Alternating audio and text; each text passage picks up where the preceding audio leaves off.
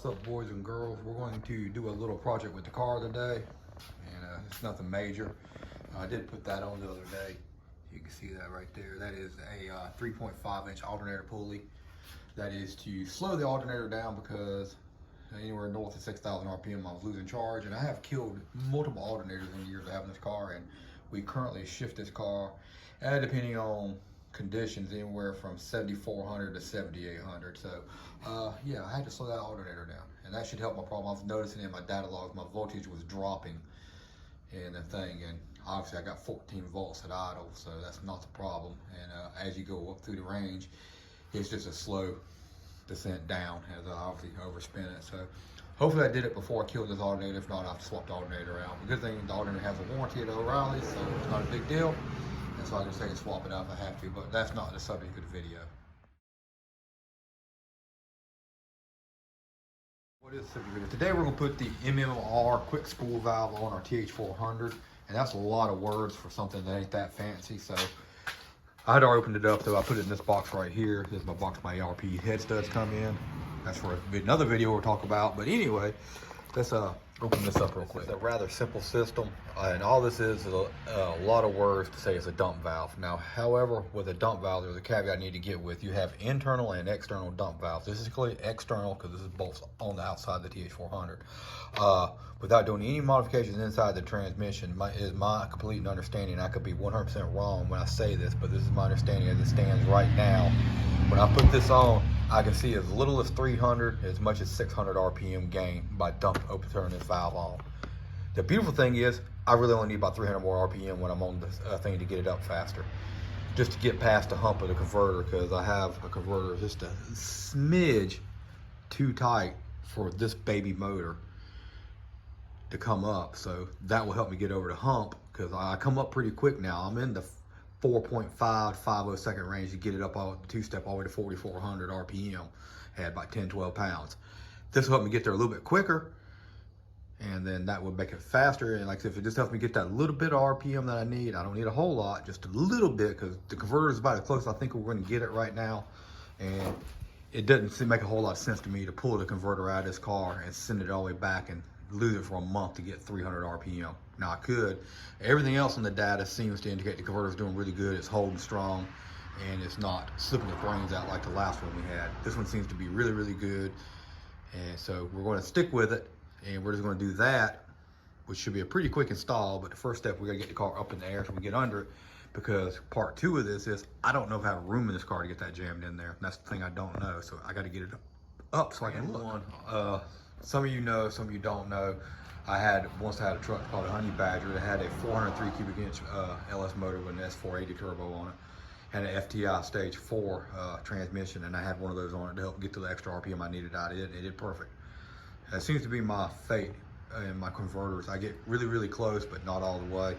But I want to stick with this. I think this is good enough. But anyway, let you know, I do have experience in the past. That's how I know the RPM it will get.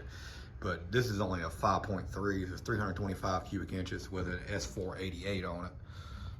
So bigger turbo than that motor had, less displacement. So you get what I'm saying here. Big turbo, small motor, gotta make a spool. But it does spool now, but we will make a spool faster. So we can just come up, light our lights, come on the thing and get it going, so we can just bump into the second light. That's all we want to do. So we don't have to sit back and sit there and say, well, can you let me go in first so I can spool for a while? No, I don't want to go in anytime I want. I don't want to have to be the first in, because sometimes I'm backing up further than another guy. So anyway, there we go. Let's get started.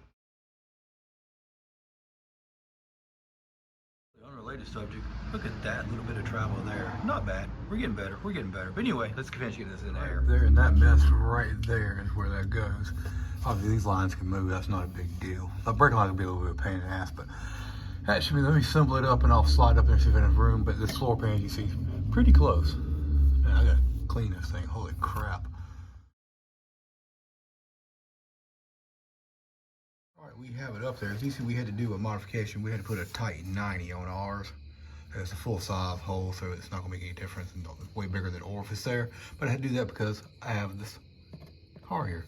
And I don't want to put another hole in my car. I'm tired of putting holes in my car. Okay, I'm blind. But anyway, I didn't want to put a hole in the car today. So there's that there. Now we're going to go over here to the bottom line. Oh, where is it at? There it is. Get that one loose. That should be fun. And yeah, and then put the T in. Oh boy.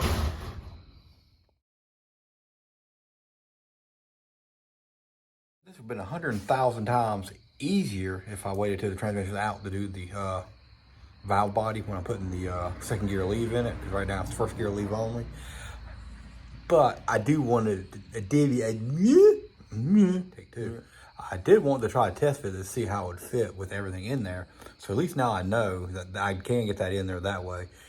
I have put the cooler lines on this car with the transmission up in place, but it is not a lot of fun. So I'm going to turn the camera off, do a lot of profanity, and I'll come back probably just a little bit angrier, but it should be, the T should be on there. It just goes right on to the output side. This will dump into that, and it'll go to there. One way or the other, we'll figure out which way we're going to go with it. Doesn't much matter. But we're going to pick the cooler up and pick up the dump valve. As you can see, Jack Schmidt, but it's all plumbed together. I had to use a different line on it because the one they sent would not work. It had a 90, I needed a 45 to get that T up in there. But it's all there, so all I can do now is wire it. I've got one ground, one hot. The thing is, we don't want this on all the time.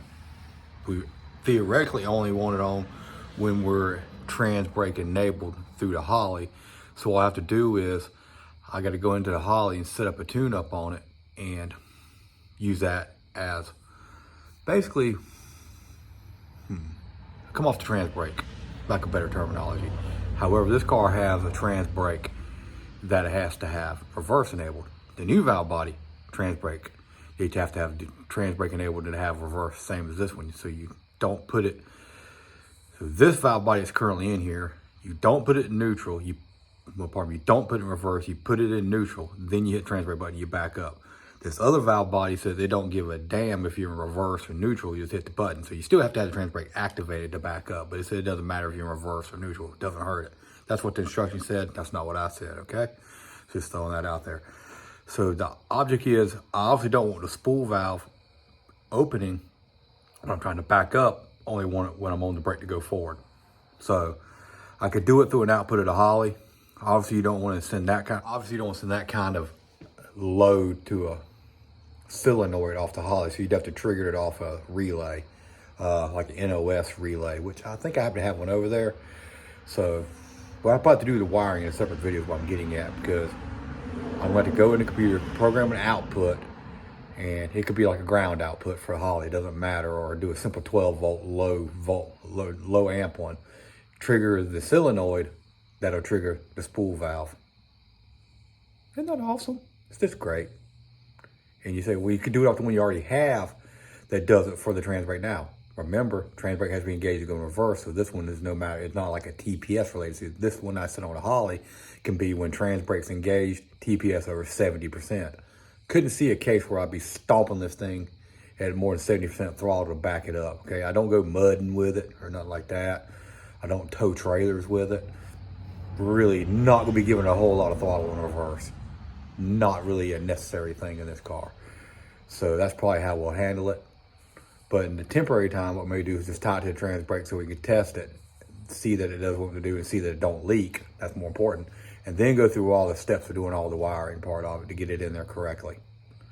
That's a lot of work, but such is the life. It's a very nice hose. I'm going to keep it. I don't throw nothing away. It may find a use at some point in its life. Very nice PTFE line. Very, very nice. But I had to use that one I had up there. It's another PTFE line that has the old school red and blue on it. Yuck to the old school red and blue, but you won't ever see it. So as you can see, the physically installing it part is really, really simple. It's 4 bolts and the T, and that's it. Whatever fluid you drop out, you could catch it in the bucket like I did. You have a little extra on the ground, and measure that and put that back in the transmission. Not the exact stuff you dropped out. It doesn't be that, it could be fresh, but you don't want to run your transmission low. Just throwing that out there. Just throwing it out there. Don't have to listen to me. I got a piece of scrap poly in the background. Clearly I'm real quick so we can test this. I don't know why Chase took the damn wheel off. I hate when he does that. Light glare, it is killing my mojo here. It is not helping me make a clear video here at all. I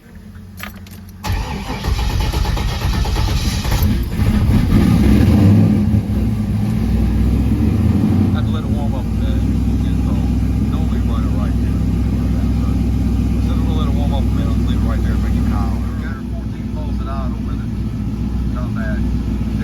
how that's lean, Kevin. Yeah, I'll run it kind of lean. You'll see in a minute why. Just start cutting the pulley.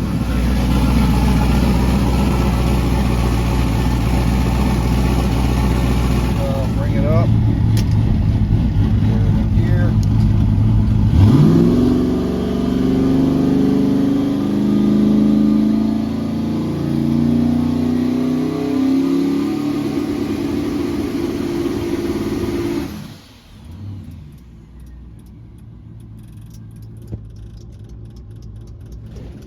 Still here. He hadn't killed himself on a motorcycle yet, so thumbs up for that boy. Except over negative up in the comments.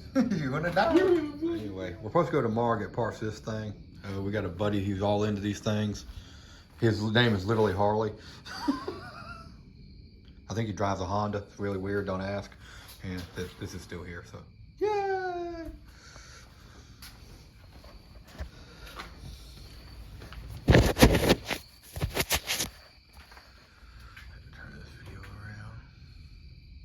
I don't know what the hell I'm doing. Anyway, tomorrow we're going to get parts for that. Going to a buddy's house. His name's Harley. He drives a Honda. Try to figure out yourself. I don't understand it. That motorcycle. I love doing that to him. That pisses him off. He hates my bike. He does. You know, we hate all his bikes too, so it's fun. So we're gonna go see if we can find some. Another buddy gave me a pair of handlebars for it there. We'll see if we can find the mounts for the handlebars. He says he probably has a master cylinder for the clutch and the clutch thingy. Watch it, who's my diggle. May or may not have a seat there, I don't know. And a few other small things that we need to get this thing back going. I think he said he's pretty sure he has the hand controls. So we get that, this thing might be able to start. And that would be cool as hell. And then, like I said, we still have this one here, so yeah. Alrighty, so as you can see there, that was a success with a spool valve there. It did exactly what I wanted to do. A little more with the tune up there, and I'll be able to go like 3 seconds, and that'd be great instead of whatever that was. I was assuming about 4 or 5. I'll time it in a moment. You can time it yourself, but anything's better than 9 and 10 seconds. I can tell you that now. So at least we can bring it in and actually act like a normal person at a race. So we don't have to ask for special conditions. I'm gonna leave it up in the air tonight. I gotta raise the rear end up 1/4 of an inch. 1/4 of an inch, that's it.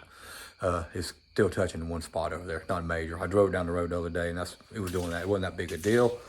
Chase is gonna play on the phone the rest of the night. Huh? I said Chase is gonna play on the phone the rest of the night. That's why I'm gonna go inside and lay down and get me some num-nums and sleep and eat and be fat and cool things like that. But I want to get this together for you so you have it. You can see the car all ready to go again. Got to get with Sammy, aka Boosted My Friend. So I got to get with Sammy, aka Boosted My Friend, and determine what time's good for me and good for him. Get the transmission out and get that valve body put in there. And I don't know, the drum, the 34 element sprag and the drum. So we'll get with him on that. We'll figure it all out and go from there. And but really don't take the car apart yet, but I could probably need to go ahead and do it. I don't know. Let me think about it, and I'll talk to him, and we'll get you updated. So you'll be like the 3rd person to know. So sorry, this is the way it's going to be. But there we is. That's all I got today. You got anything you want to add, Chase? Fuck y'all selves. Okay, Chase says go F yourself. I didn't say that. He's the dick. Nah, it's a cool one. Y'all cool. Yeah. Be like that guy yesterday on the job saying, fuck all y'all, except you 3, you're cool. Exactly. That's how I feel right now. We were the 3 who were cool. I don't know. But I was like, well, I didn't do nothing. But anyway, so that's all we got. And hopefully back to the track before long, I imagine. Or transmission. I don't know. I got to figure out in my head which way I want to go. But tomorrow, get some Harley parts so we can do Harley things. Yeah. At a stoplight, make sure it's still running. I've been practicing. I'm hoping to be just on it, man. I gotta get some assless chaps. So anybody got any assless chaps out there? I'm not wearing pants when I wear them though, just so you know. Catch you later. Quick update on the aluminum block. It's still at my buddy's. The bearings have gone MIA. We had to order a different set because the first set was just not going to happen. Summit's out, Jeg's out, everybody's out. Had to get Durabond CH25s, and well, apparently there's nobody has them right now. And I was supposed to have them, they're supposed to be here today, but the post office, in their infinite wisdom, and thank you, Mr. LaJoy, you've done such a great job at that place. Let me tell you, man, I would shoot you if I saw you in person. But anyway, that's beside the point. No malice intended, but he has fucked that place up Subway Sunday. But anyway, so now they decided, let's send them to some town that's on the other side of the state. So maybe if I get lucky, I'll get the bearings tomorrow. And if I'm lucky he's still there, I can get him to knock the cam bearings in real fast. Right now, I just left it sitting in the shop floor, so I haven't cleaned it yet, haven't done anything to it yet. It's just sitting up there for over a week now. It's been just sitting, which isn't his fault. None of that's his fault. It's all bearings. We just need a set of bearings. Just need cam bearings. I got all the rest of the bearings up here. I got everything there. So probably starting tomorrow when we get back from doing the motorcycle thing, I'm going to start taking that block apart. And so we'll do a video on taking that all apart and getting it ready to go in the other one. And unfortunately, you won't see that video because I won't know how to do it all at one. I put the motor together so you can see the L33 all forged up, ready to go. But we'll catch you on the next one. Bye.